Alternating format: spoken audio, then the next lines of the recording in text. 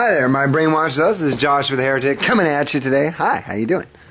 Today, I'm going to be doing a whole bunch of stuff on this same subject because this is a subject that isn't taught at all by anyone.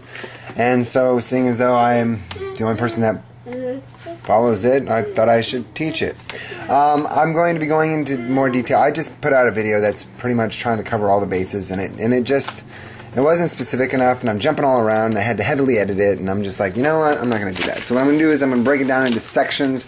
I'm going to go over it piece by piece, and I'm going to hammer out every little detail I can, so that way there's no error, there's no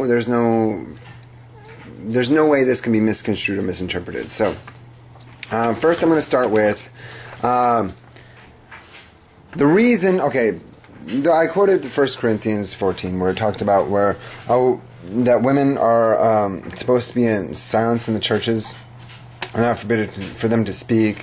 So saith the law. Paul wrote that, and ironically a lot of Christians today are like, well, see, it doesn't apply because Paul was quoting a scripture that doesn't actually exist. And I'm like, well, it does exist. The only problem is that our understanding of what it says does not translate into modern day because of our mentality. If you look at in Genesis, it says, "A woman's desire shall be to her husband, and he shall rule over thee." Okay, so in that situation, there's like, okay, that is supposed to be the one where you're supposed to be silent, but it doesn't say silent. Now, Paul, and a lot of these people are like, well, it doesn't say it, it doesn't say it. I'm like, well, if you ask any of those guys back in the day, how did the Jews treat women? Or how did women treat men? Actually, that's a better way to look at this. How did women treat men back in those days? And I'm going to tell you how they treated them. I mean, and Sarah did a good thing. She called her husband Lord or Sir or, Master. The reason she called him Master and Lord is because she saw him as a greater position than her. Basically, she had this higher authority. When somebody is in that much of a higher position of authority than you call them Sir or Master. Now, because this was part of their culture and they understood this, and they didn't really need to go into a lot of detail about it. There was like, okay, so your desire shall be to your husband, he shall rule over thee. Rule meant rule. You are in charge. I am not going to do anything that might usurp your authority. I'm not going to challenge you. I'm not going to do anything like that. I just do whatever you tell me to and try to never contradict what you say. That's what ruling was. I mean, if you had a king, you don't usurp the king's authority. You just come up to him and say, okay, whatever you need me to do, I'm going to do it, and I'm going to call you Majesty and Your Highness. And you're going to say, you're never going to just be, you're going to be very respectful and very humble and submissive to that man in authority. Now, what happened was in Paul's situation, Paul is now all these Gentile women are coming into the church, and they are loud, they're obnoxious, they're interrupting the congregation, and these Jewish women that are also part of the church are looking at these women like, how can these women be godly? There's no way that these women can be godly because they're not doing what the scripture says, which says, your desire shall be to your husband, he shall rule over thee. Well, they're like, well, it doesn't say that you have to be silent in the churches.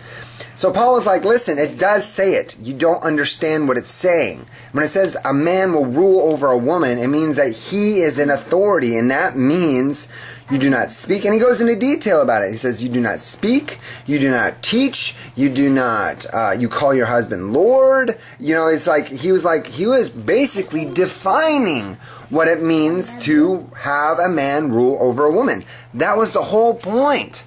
He was like, listen, I know it doesn't say it in there because we didn't need to define it. The ancient Jews did this automatically. And so they didn't need to go into great detail about it because they knew what they were supposed to be doing. Well, when the Gentiles came in, they were just like, I'm going to do whatever I want. And he was like, no, not going to happen. This is the standard because it never was written and didn't need to be. But now it needs to be, so I'm going to explain it to you in great detail over and over and over again. And that's why you see throughout the New Testament it says, women keep silent in multiple places. Women submit to your husbands in multiple places. It says that women should call their husbands Lord. It's not a commandment, but they should call their husbands Lord. I mean, across the board, these are the issues that they had to deal with. And I'm bringing this to your attention because Women today, they think that they can pretty much act like men, except for they have to submit to their husband. But Paul was trying to show you something. He was trying to say, listen, the mentality that Gentiles have is not a biblical mentality. You have to readjust your thinking. You have to train your brain to respond in a more biblical manner. And that is why we have all these scriptures in the New Testament that aren't in the Old Testament, because it didn't need to be written.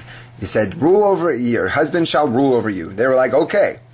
That explains everything. They didn't have to go into detail about it because it made perfect sense to them.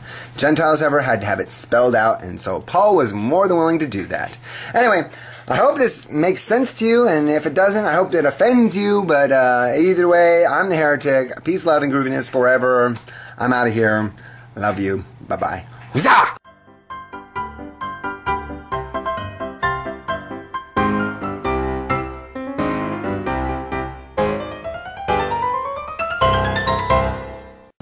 Definitely there. I go back to